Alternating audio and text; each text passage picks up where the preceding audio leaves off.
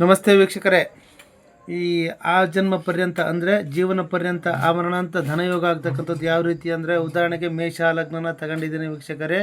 ಲಗ್ನದಿಂದ ಧನಸ್ಥಾನ ಎರಡನೇ ಮನೆಯಲ್ಲಿ ಅನೇಕ ಗ್ರಹಗಳು 2ರಿಂದ 3 ಗ್ರಹಗಳು ಇರ್ತಕ್ಕಂಥದ್ದು. ಅಂದರೆ ರವಿ, ಕುಜ, ಚಂದ್ರ, ರಾಹು, ಶನಿ, ಬುಧ ಎಷ್ಟೇ ಇರಲಿ, 4, 5, 6 ಎಷ್ಟಾದರೂ ಇರಲಿ, 2ನೇ ಮನೆಯಲ್ಲಿ ಅನೇಕ ಗ್ರಹಗಳು ಕೂತಿದ್ದು ಧನಕಾರಕರಾಗಿರ್ತಕ್ಕಂಥ ಮತ್ತು ಲಕ್ಷ್ಮೀಕಾರಕರಾಗಿರ್ತಕ್ಕಂಥ ಗುರು ಶುಕ್ರರು ಉಚ್ಚ ಕ್ಷೇತ್ರದಲ್ಲಿದ್ದಾರೆ. ಅಂದರೆ ಕರ್ಕಾಟಕ ರಾಶಿಯಲ್ಲಿ ಗುರು ಉಚ್ಚ ಕ್ಷೇತ್ರ, ಮೀನ ರಾಶಿಯಲ್ಲಿ ಗುರು ಉಚ್ಚ ಕ್ಷೇತ್ರದಲ್ಲಿರ್ತಾರೆ. ಈ ರೀತಿಯಾಗಿ ಈಗ ಇತ್ತು ಅಂದರೆ ಆ ಜನ್ಮ ಪರ್ಯಂತ ಧನಪ್ರಾಪ್ತಿ ಯೋಗ ಆಗ್ತಕ್ಕಂಥದ್ದು. ಅಂದರೆ ಬೈ ಬರ್ತ್ ಟು ಡೆತ್, ಅಂತ್ಯಕಾಲದವರೆಗೂ ಜೀವನದಲ್ಲಿ ಯಾವುದೇ ರೀತಿಯ ಲಕ್ಷ್ಮಿಯ ಕೊರತೆ ಉಂಟಾಗುವುದಿಲ್ಲ. ಅಂದರೆ ಈ ಲಗ್ನಕ್ಕೆ ತಗೊಂಡಾಗೆ ಗುರು ಉಚ್ಚ ಕ್ಷೇತ್ರದಲ್ಲಿ ಚತುರ್ಥ ಸ್ಥಾನ ಆಗುತ್ತೆ, ಆದರೆ ಶುಕ್ರ ವಯಭಾವ ಆಗುತ್ತೆ.